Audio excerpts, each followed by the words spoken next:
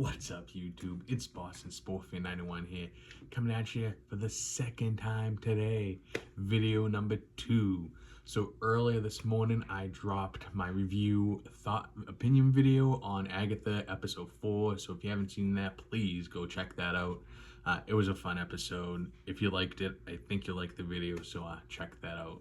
But for this video, we're going to talk about the DC special All In, but just part 1. If you've read this, you understand what I mean. If you haven't read this, there are going to be spoilers in this video, so be aware. Alright, so first up, it's 2 parts. You have your part 1 and your part 2. We're just going to worry about part 1 for here. So part 1 picks up, what was it, 25? 52, got my numbers mixed up, 52 days later. I'm assuming that 52 days later is after the end of the Absolute story, where they decided that they were going to bring the Justice League back in full force, which they have.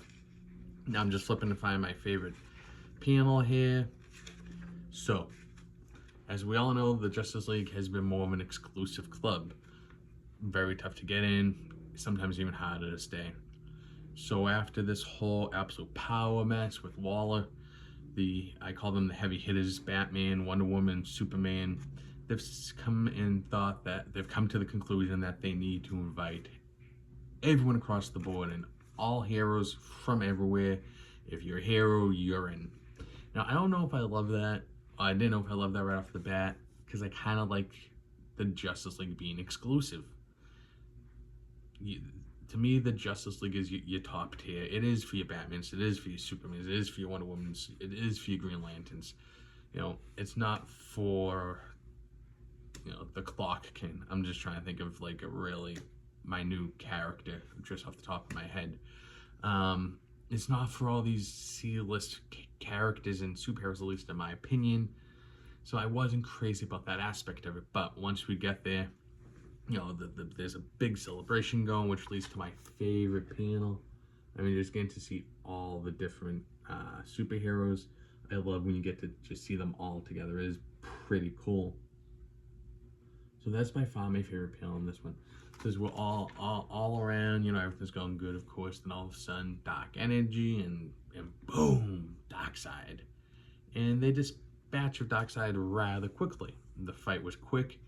It was over as quick as it started, but as they're destroying, maybe killing Darkseid, he seems to thank them for this, which is, kind of bizarre and weird, right?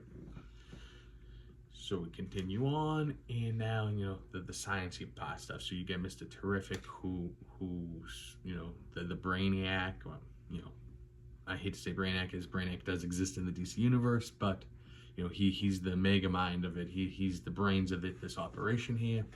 And he's explaining how the Darkseid energy has another universe in it, and they exist, but at different vibrations and frequencies. So the only way to be able to investigate, inspect this new universe is to get a time traveler to do it, and that's where Booster Gold comes in, and Booster volunteers himself to go and jump through this portal into whatever world. We know it's going to be the Absolute world, so he goes through.